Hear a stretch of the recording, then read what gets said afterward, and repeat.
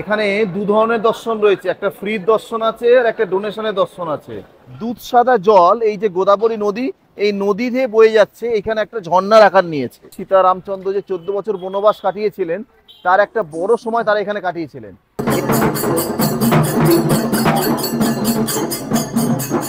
দেখুন, এখানে একটা মূর্তির মধ্যে দেখানো হয়েছে লক্ষণ কিভাবে শূর্পণখার নাকটা কেটে দিচ্ছে। আমরা এলাম এখন ত্রিম্বকেশ্বর মন্দিরে। দ্বাদশ জ্যোতির্লিঙ্গের অন্যতম একটি হচ্ছে এইখানে। তা নাসিক থেকে দূরত্ব হচ্ছে ওই মনে হয় 15-20 কিলোমিটারের মতো। তা আমাদের যে হোটেল ছিলাম সেই হোটেল থেকেই আমরা এলাম। এবারে ভেতরে হয়তো মোবাইল অ্যালাও হবে না, তা যতটা যাওয়া যাবে যাই, তারপরে মোবাইল রেখে আমরা দর্শন করে এসে আবার আপনাদের সঙ্গে কথা বলছি।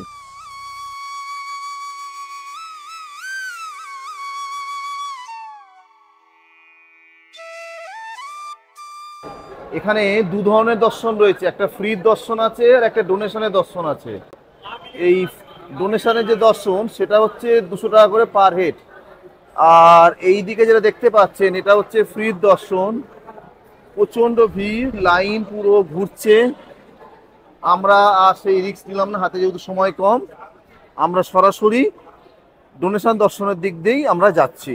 ওই পেট দর্শনের যে গেট আছে সেই গেট দিয়ে ঢুকে কিছুটা এসে এইরকম একটা টিকিট কাটতে হলো, 200 টাকা করে নিল। আর বাচ্চাদের জন্য 12 বছর পর্যন্ত যদি বয়স হয় তার জন্য লাগবে না, তার উপরে হলে কিন্তু লাগবে।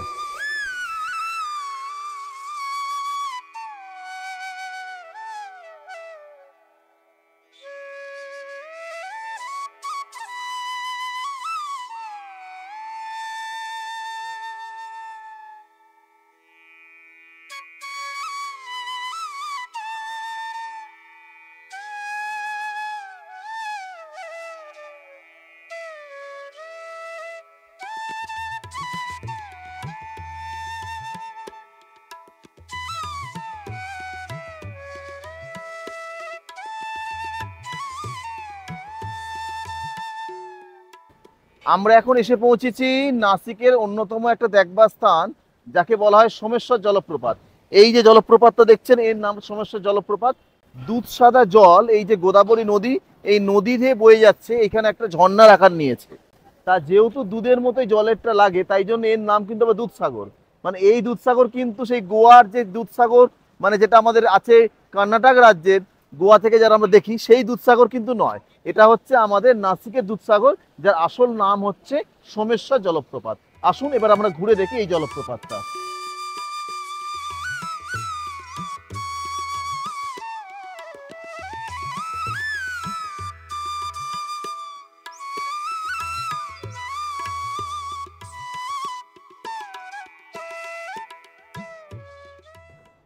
সুলা ভাইনিহাটে যদি আপনারা যেতে চান তাহলে সপ্তাহের মাঝে এলে 600 টাকা টিকিট, আর উইকেন্ডসে এলে কিন্তু 1000 টাকা আপনাদেরকে টিকিট কাটতে হবে।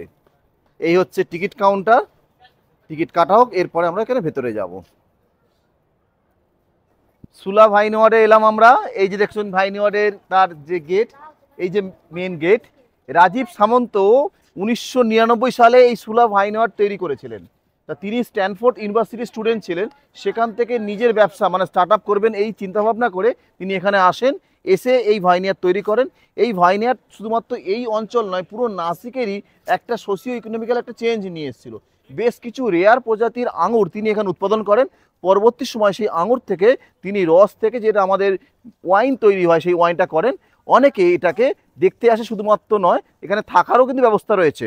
আর এই যে বললাম যে টিকিট, এই হচ্ছে টিকিট। এই যে ওপরের যে হলুদ অংশটা, 200 টাকার আপনি খাবার ইউজ করতে পারেন, আর 400 টাকা ওয়াইন, বা টোটাল 600 টাকা ওয়াইন ইউজ করতে পারেন। আর পুরো ঘুরে দেখতে গেলে আপনাদেরকে 200 টাকা করে এই কুপনটাকে রিডিম করা যাবে। মানে 600 টাকার যে এন্ট্রি ফি আছে, সেই 600 টাকার এন্ট্রি ফিটা পুরোটাই কিন্তু রিডিমেবল।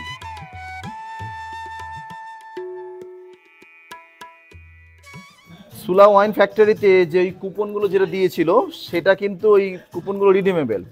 তা আমরা ওপরে এলাম, এসে নিচে আমরা কিন্তু টেস্ট করিনি, একদম ডাইরেক্টলি একটা ট্যুরের জন্য টাকা দিলাম 200 টাকা করে।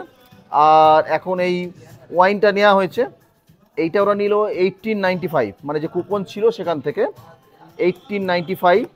তা এটাই আমরা টেস্ট করব। চলো cheers।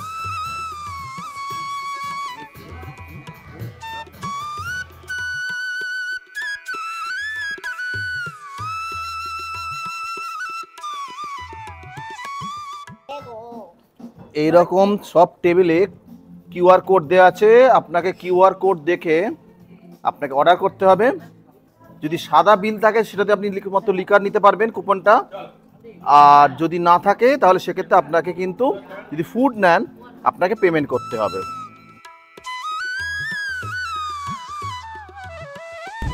এখন আমরা পঞ্চবটিতে এসে পৌঁছালাম।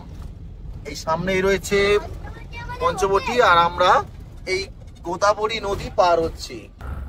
পঞ্চবটিতে এসে গাড়ি আমাদের রেখে দিলাম একটা জায়গাতে, তারপরে আমাদের এরকম একটা অটো করতে হলো। সেই অটো করে আমাদেরকে ওই আশপাশের 9টা আরও মনে হয় 4-5টা এক্সট্রা জায়গা আছে, সেগুলো ঘুরে দেখাবে। তা টোটাল ওরা চাইছিল অনেক টাকা, 700-800 টাকা চাইছিল। 3টে অটো 2400-2500 টাকার মতো। তা বার্গেনিং করতে হয়, মানে আপনারা যখন আসবেন বার্গেনিং করবেন। শেষ পর্যন্ত বার্গেন করে এক একটা অটো আমরা 400 টাকা করে মোটামুটি রাজি করিয়েছি।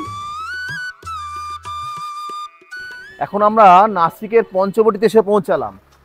সীতা যে বনবাসকালে সীতা রামচন্দ্র যে 14 বছর বনবাস কাটিয়েছিলেন, তার একটা বড় সময় তারা এখানে কাটিয়েছিলেন। এই যে এক একটা গাছ দেখছেন, গাছের দেখুন নাম্বার রয়েছে এরকম 4, ওদিকে 3, 2 করে নাম্বার আছে। সেই সমস্ত এক একটা গাছ মার্কিং করা রয়েছে। মোট 5টা গাছ রয়েছে। আসুন এবার ঘুরে দেখি জায়গাটাকে। এই হচ্ছে সীতা গুফা। এবার আমরা ভেতরে যাব, কিন্তু এর ভেতরে ক্যামেরা অ্যালাউ নয়, তাই এখান থেকেই আমাদেরকে ক্যামেরা অফ করে দিতে হবে। সীতা গুফা থেকে বেরোলাম, যেখানে একদিনের জন্য সীতাকে রাম লুকিয়ে রেখেছিল। তারপরে সেই জায়গাটায় এলাম। এইখানেই হচ্ছে সেই জায়গা যেখান থেকে পর্ণকুটির থেকে বেরিয়ে এসে সীতাকে, মানে সীতা রাবণকে দান দেওয়ার জন্য, মানে সাধু বেশে রাবণকে দান দেওয়ার জন্য বেরিয়ে এসেছিল, এবং এখান থেকেই সীতাকে কিন্তু অপহরণ করা হয়েছিল। আসুন এবার ঘুরে দেখি ভেতরের অংশটা।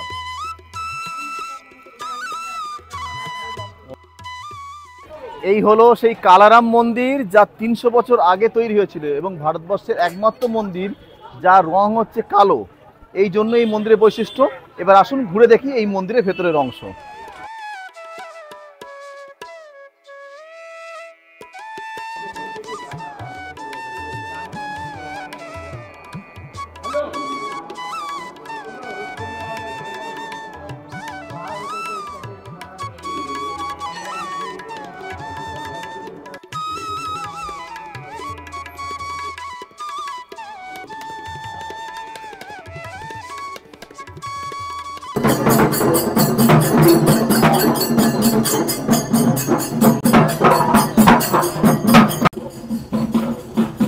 এই যে ব্রিজের মতো অংশটা আপনারা দেখছেন এখন, এটাই হচ্ছে লক্ষণ রেখা। নিচ দিয়ে যে নালা মতো যেটা চলে যাচ্ছে, এটাই হচ্ছে লক্ষণ রেখা, যেটা সীতা যাতে কোনোভাবে কারোর হাতে না পড়ে, তার বিপদ না হয়, তাই জন্য লক্ষণ এঁকেছিলেন। সেটা এই নালার আকার নিয়েছে। বর্তমানে এখন এর অবস্থা দেখতেই পাচ্ছেন, একেবারে রক্ষণাবেক্ষণের অভাব লক্ষ্য করা যাচ্ছে। নাসিক শহরের আনাচে কানাচে ছড়িয়ে রয়েছে রামায়ণের বিভিন্ন গল্প কথা, বিভিন্ন ধর্মীয় বিশ্বাসের স্থান। আমরা সেইগুলো এক এক করে ঘুরে দেখছি। আপনাদেরকে এখন জানিয়ে রাখি নাসিক শহরের নামটা কোথা থেকে এলো। নাসিক শহরের নাম কিন্তু এসেছিল লক্ষণ যে রাবণের বোন সুপ্রনখার যে নাকটা কেটে দিয়েছিল, সেইখান থেকেই কিন্তু নাসিক শহরের নাম নাসিক।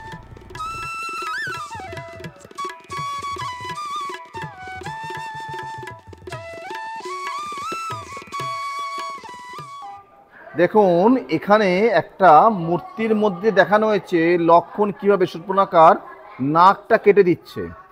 সেইটা একটা সুন্দর ইমেজের মধ্যে, মানে ইমেজটিক না, মূর্তির মধ্যে দিয়ে তুলে ধরা হয়েছে।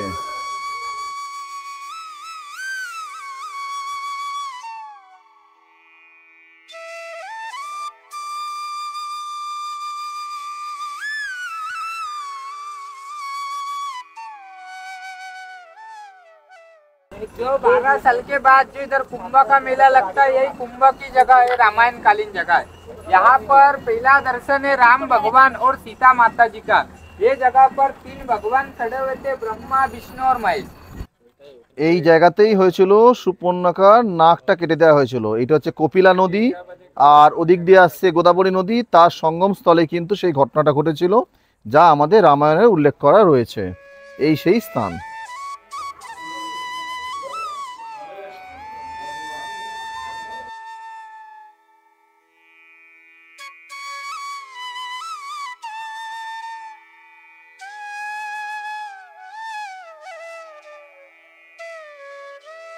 সেই পণ্যকুঠি যেখানে রামচন্দ্র 1 বছর নিবাস করেছিলেন বলে বিশ্বাস।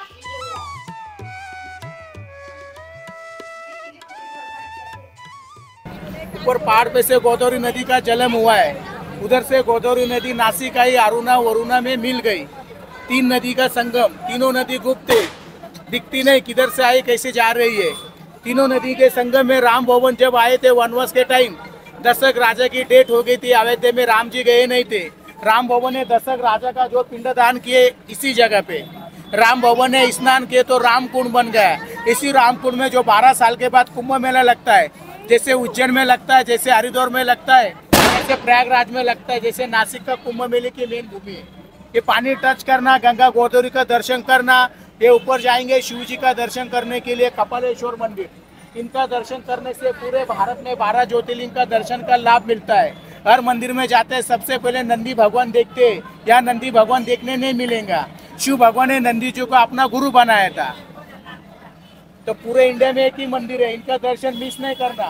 शिव भगवान ने नंदी का गुरु बनाने का कारण था, ब्रह्मा को 5 मुख थे, ब्रह्मदेव को 5 मुख थे, उसमें से एक मुख वेदों की निंदा करता था। शिव जी क्रोध में आए, एक मस्तक काट डाला, तो शिव जी को ब्रह्म हत्या का पाप लगा। सब भगवान आ गए भोले बाबा के पास, तुमने ब्रह्म हत्या का पाप किया है, आपको मुक्ति कैसे मिलेंगी। तो नंदी जी बोले नासिक में चलो, अरुणा वरुणा गोदावरी 3 नदी के संगम में 3 बार डुबकी लगाओ। ऊपर जासे शांति के लिए बैठने के लिए कहा, तो पीछे पीछे नंदी जी गए। तो शिव जी ने नंदी को कहा, भाई मैंने अकेले ने पाप किए, मैं अकेले भोगना चाहता हूँ, तुझे मैंने अपना गुरु बनाया। जो भी मेरे दर्शन करने आएंगे पूरे भारत में 12 ज्योतिर्लिंग का दर्शन का लाभ एक ही जगह पे मिलेगा।